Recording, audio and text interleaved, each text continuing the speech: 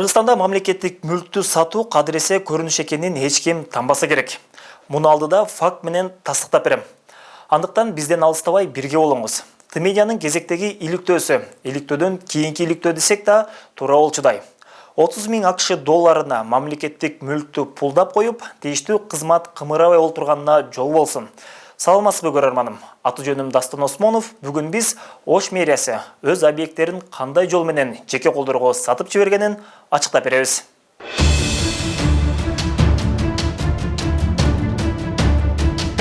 Незаконный кылган. Туура незаконный кылганмын башта.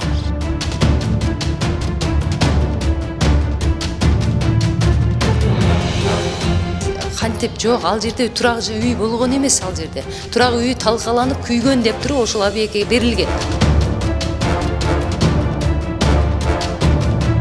Просто мен менат кылганым үчүн алдым. Болмосом алмастым. Кымбат дегенде канча? 30 000. 30 000. Эгерде текшерим жыйынтыгы менен мыйзам бузулгандыгы аныкталса, анда тиешелүү чара көрүлөт.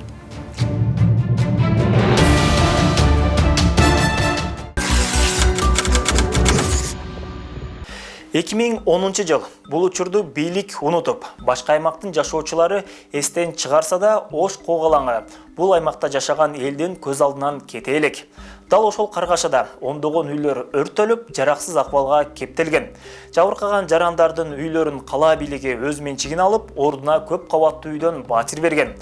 Ошол учурда шаарга жалпы 34 объект өткөрүлгөн. Ал жерлер шаардык муниципалдык менчик башкармалыгынын карамагына берилген. Бирок бул дегене ал жерди каалагандай сатууга укук берилди дегендик эмес эле. Муниципалдык менчик башкармалыгы жерлер биздики, сатсак да койсок да өзүбүз билебиз дегенби, кар жаады из басты кылып жибергиси келген. Айтоор жерлердин 6оосун жеке колдорго тымызын берип салган. Биздин иликтөө дал ошол үйлөрдүн, жерлердин изин тактоо.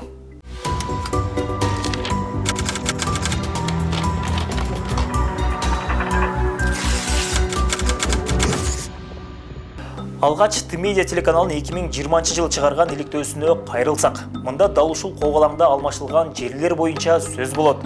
Ошол кездеги документтерде муниципалдык менчик башкармалыгынын карамагында 34 объект бар экени көргөзүлгөн. Азыр алардын 28 эле калган. Ал эми 6 жеке колдорго өтүп кеткен. Ал үйлөрдүн бири Шарк айлөкмөтүнө караган Бешкепе участкасында жайгашкан. Бул жерди сатууга буга чейин да аракеттер болгон. Ал тургай, ал жерге документи жок эле Шарк айлөкмөтүнүн тургуну Абдрахман Арсланов үй да салып үлгүргөн. Ал жерге Шарк айлөкмөтүнүн жер адиси үй сала берсеңиз болот, документтерди даярдап берем деп убадалаган. Бирок көп өтпөй жер адис түйүнө салып, Абдрахман Арсланов убадаланган жерден куржалап калган. Мен ундан кийин яна айлөкмөткө бардым. Энд онуга башка бирөө иштейт да баары бир землемер болуп. Айлөкмөткө барсам, землемерлери бар экен. Шундай алдыки көрсөткөн жер бар еді, стройка кылып атуудун документтери десем, каерде дейт. Шу жерде. Десем, бул бизге карай экен. Улар даже билмей атты. Шаркта деп айтты, десем, не жүрүң деп келди. Кошуларды госактыларын алып чыктык. Мына кошуларды документлерин алып чыкышты. Чакыртып сорадык. Хамасыныкы Шарк. Шаркка карайт экен берди, мени кийин булар. Значит деди, мына жерде жер бар экен деп, карашок кыла берейин деди. Ана казыкты как берип коюп кетишти улар. Абдрахман Арсланов үй тургузуп алган жер кийин шаардын жери болуп чыккан. Муну ал мэрия кызматкерлери келип айткан соң гана билген. Кала бийлиги үй мыйзамсыз салынганын, буздурулушу керек деп чыгышкан. Анда Абдрахман Арсланов кетирген чыгымдарын кайтарууну талап кылган. Мэрда миң башчысын чакырды. Миң башчысы анан жителер чакырды. Жерем машы балага кет өттү деди, бул бала стройка кылат деп тааныштырып коюп кетишти. Кийин стройка кыласам, и вдруг мэриядан чыкты да. Кандай мэриядан болот бир Шаркка карайт экен десем, ушундай июньский событияда өтүп калган экен. Банаский. Анан кайбай башталды. Анан токтоттум, тура берди. 1 жыл турду. Там ачык эле. Дубалдар үйүп түшүп баштады. Мен тамын жаап тура бере. Каншай деген бар экен. Кирдим. Шундай мен бюджетке акча түшүрөдүгөн болсойлар айтыйлар. Мен бюджетке акча түшүрөйүн. Барбыр бул мэрия сатсам, прямой сатабы, аукцион кылып сатабы, нема кылып болсо мен ашеде влажить кылып койдум акча. Мен ошо акчаны төлөйүн деп кирсем, жол өтпөдү. Акыр барып кийин снос келди. Муниципалдык менчик башкармалыгынын кызматкери Бахадыр Эргешев келтирген чыгымды 825 миң сомго баалатып, Абдырахман Арслановго төлөп берген. Акча каражатын мэриядан эмес, жеке тараптардан алганын айткан. Мына ошентип 2,5 сотук жер тилке жана анда салынып калган үй муниципалдык менчик башкармалыгынын карамагына өтөт. Бирок үй мыйзамсыз салынганы айтылып, бузулуу чечими чыккан. Мен ошондо иштеп жүргөндө үйдү снос боюнча чыкканмын. Ушу башка onu билбейм, onu биз руководстводан сурайбыз. Снос боюнча ошо жок койгон, кийин мен башка ишке өтүп кеткенде ошо калып кеттим. Аталып атат, но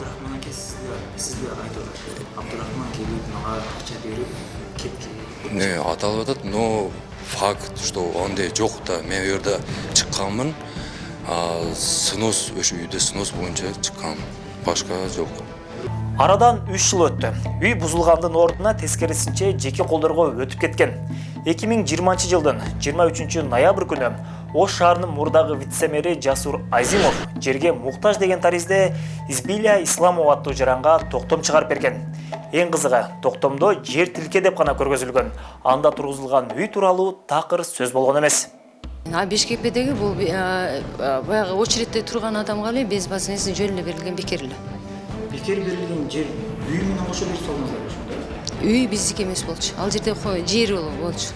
Жашоо шарты талапка жооп бербейт. Жер тилкеге муктаж делген Исламова Избилия үй менен кошо алган жер тилкесин 2 ай өтпөстөн туруп башка жаранга сатып жиберген. Мындан улам суроо жаралат. Эмнеге жерге, үйгө муктаж адам колуна ушундай мүмкүнчүлүк келгенде сатууга шашты? Сурообузга жооп алуу үчүн Исламова Избилия аттуу жаранды издөөгө түштүк. Биз ачык булактар аркылуу издегенибизде, ал Ош шаарынын 1948-жылы туулган, азыр 75-ке келген апа экени маалым болду. Жашаган дарегин сураштырып олтуруп, үйүн да таптык. Исламова Избилия 4 баланын энеси. Балдары эчак эле үй жайлуу болуп, бөлүнүп чыгышкан. Ал тургай 2 уулу Европада бизнес менен да алектенет экен. Бир караганда мэрия токтом чыгарган муктаж жаранга такыр окшобойт. Исламова Избилиянын өзүнө жолуга албадык. Бизге анын жакындары Өзбекстанга кирип кеткенин айтып, байланыш номерин да берген жок. Балдары да маалымат берүүгө макулдук бербей, юристтин кармата коюшту. Ушул үй бүлөнүн юристи Анвар биздин сурообузга толук кандуу жооп бере алган жок. Есть порядок доказывания или там чего-то, правильно? Будь вы сотрудником прокуратуры, милиции и прочего, если бы я пришел, у меня бы истребовали, ты кто такой, ты зачем сюда приходишь? Я бы им сказал, вот я представляю интерес вот такого-то гражданина на основании вот этого вот документа. Кадастр мамлекеттик мекемесинин Ош шаарындагы бөлүмүнүн маалыматында аталган жерге Исламова Избилия 2021 жылдын 3-июнунан тарта 2021 жылдын 20 августуна чейин ээлик кылган. Тагыраак айтканда 2 ай гана. Андан соң үйдү 35 000 акш долларына баалап, үй 30 000 долларга сатылган. Ал жерде буга чейин үй салып оозу күйгөн Абдырахман Арсланов кайра алган. Ошондой чыгым берип, мен бу жерден чыгарып салышкан да. Кийин сатка коюлган ул кайра алдыңыз. Канчага түштү кийинкиси баасы? Кымбат. Просто мен менат кылганым үчүн алдым, болмосо алмастым. Кымбат дегенде канча? 30 000. 30 000. Кайсы жылы оформить этип алдыңыз бул жерди? 2 жыл болду да. 2 жыл болду. Сизге ким ошондо кимден түз алдыңыз? Мэриядан түз алдыңыз, ортодо башка бир адам бар беле? Через риэлторлор алдык. Мына ошентип мэриянын балансында турган жер жеке адамга бекер эле берилип кеткен. Ал жерде алган адам жерди пулдап пайдасын көргөн. Мындан муниципалдык менчик башкармалыгы бир тыйында пайда тапкан эмес. Тескерисинче $30,000 чыгашага учураган. Анткени мындай айлакер аракет ошол кездеги Ош шаарынын вице-мэри Жасур Азимовдун колу менен жасалган айтылууда. Бирок тийиштүү башкармалыкта бул аракет болбойт, туура эмес деген киши болгон эмес. Муну жатык тил менен айтканда табакташтык деп атоого канчалык негиз бар?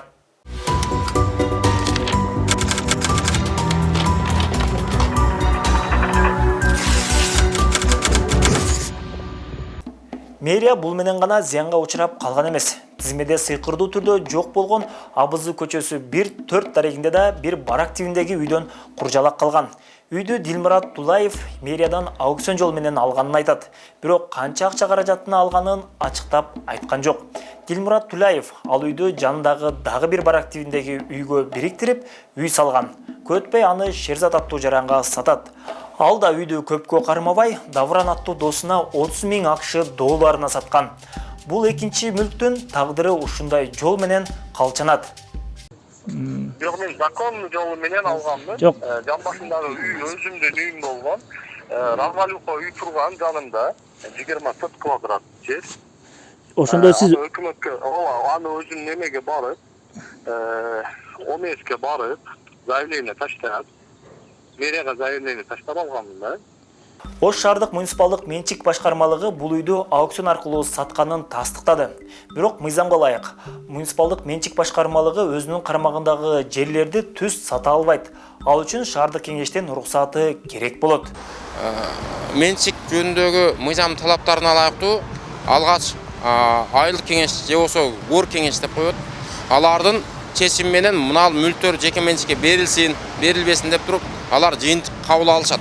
Ошонун негизинде мүмкүн баарын эле сатып жиберип аткан болсо, өздөрүгө муниципалдык менчикке кайсы бир мамлекеттик мекеме ишканаларга же садик курууга же дагы башка бир мекеме ишканаларды ачууга өздөрүнө керек болуп калышы мүмкүн. Ошондуктан сөзсүз түрдө шаардык кеңештин чечими керек. Бирок ага карабай, муниципалдык менчик башкармалыгы жерди аукцион аркылуу сатып жиберген. Аталган мекеменин жетекчиси Канышай Имарова барак тибиндеги үй сатылганын тастыктады. Бирок канча акча шаар казынасына түшкөнүн ачыктап бере алган жок. Абызы көчөсүндөчү? Жок, тиешем жок. Ал аукцион менен сатылганбы? Аукцион менен сатылып Канчага турган. сатылган? Билбейм аны, маалыматым жок. Неге? Мен кызыкпаппын. Мен 2022-жылы сатылып атат ал объекти. Абызы көчө 2021 2022 үй мен ал мезгилде жок элем. Аукцион отделге мен эч кандай тиешем жок. Бирок азыркы учурда жетекчисиз да. Канчалык болду иштеп аткансыз? Марттан баштап. Марттан баштап. Ошондон бери ушул маселе көтөрүлө келет. Кечээ шаардык кеңеш сессиясында да көтөрүлдү. Эмне себептен ошол канча? Эми объективди мен караш үчүн, жок халык караш үчүн мен комиссия сразу эле ошол маалыматтарды сурады. Мен комиссия чечим чыгарсын, комиссияга алып барып бергиле дегем.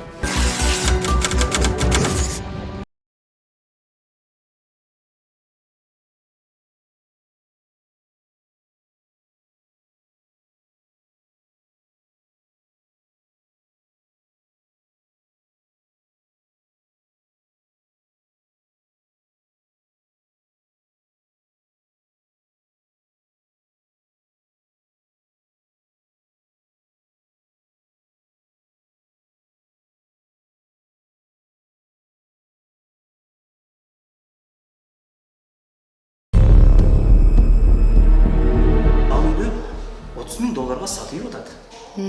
Аны боюнча билбейм. Аны укук коргоо органдары менен юридикалык укукту баа берет да.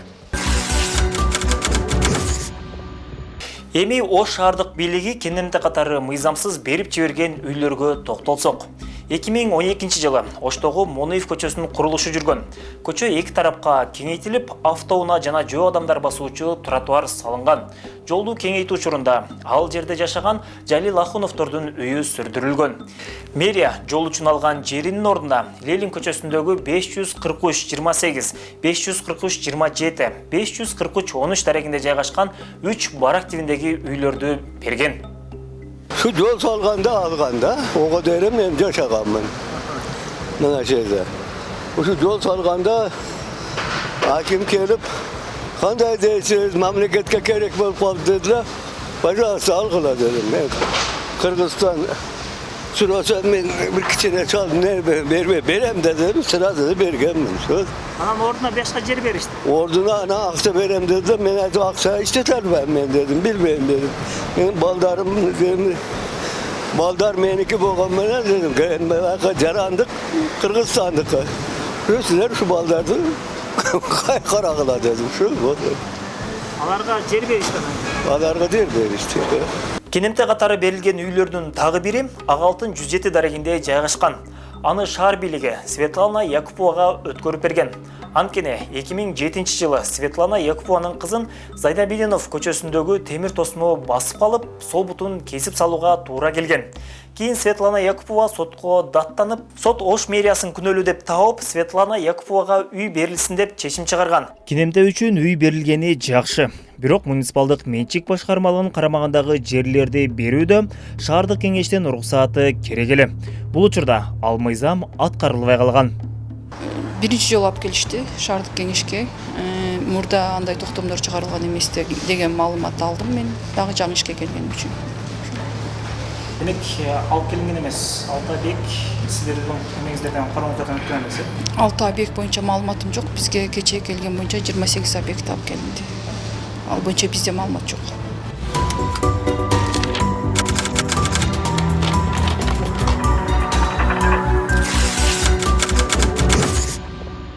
Ушул жылдын 19-июнь күнү Ош шаардык муниципалдык менчик башкармалыгы калган 28 объектини сатуу үчүн уруксат сурап, шаардык кеңештин сессиясына алып чыкты.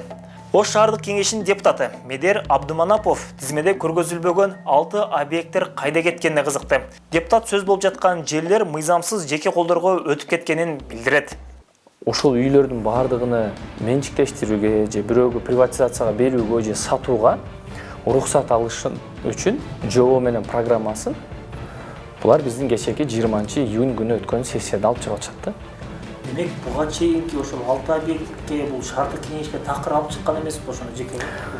Ооба, эгерде мыйзамдуу болуш үчүн мына бүгүнкүдө булар 28 объекттин тизмесин, булардын көз карандысы эксперт тарабынан берилген баалары, оценкасын жана ошол программаны жобону бекитип туруп, ошондон кийин шаардык кеңештин чечиминин негизинде гана булар же сатып, же болбосо башка бир багытта иштеш керек болчу да. Бирок тилекке каршы булар такыр сакташкан эмес да. Бүгүнкү күндө сөз кылынып жаткан жерлер боюнча Ош шаардык прокуратурасы териштирүү жүргүзүп жатканы маалым болду. Көзөмөл органы териштирүү бүткөн соң так маалымат берерин айтат. Эми ал жерде аракетине жараша чара көрүлөт да. Эгерде аракети же аракетсиздиги коомго коркунучтуу жосун болсо анда кылмыш козголот. Ошо аракетинин жанагы коомго коркунучтун деңгээлине жараша бизде жоопкерчиликтин түрлөрү бар да. Тартип жоопкерчилиги, андан кийин укук бузуу жоопкерчилиги, андан кылмыш жоопкерчилиги. Ошол кылган аракетинин ордугуна жараша тиешелүү чараларды жоопкерчилик кароо маселесин карайбыз. Жогоруда биз сөз кылган 6 объекттин тагдыры эмне болот? Аны мыйзамсыз жеке колдорго өткөрүп жибергендер жоопкерчиликке тартылабы? Ош шаардык кеңешинин мындан аркы кадамы кызыктырууда. Алардын токтомусуз өз билимдик аракетке баа берилеби? Эң башкысы, мамлекеттик мүлккө болгон кыянаттык кантип жыйынтыкталат? Бул суроолорубуз азырынча жоопсуз турат. Бирок бул суроо бойдон кала бербейт. Ар дайым актуалдуу ойдон көз жаздымында калбайт. Укук коргоо органдары териштирип, мыйзамга ылайык иш жүргүзөөрүнө ишене туралы. Аман болуңуз, Тменянын көрүүчүсү.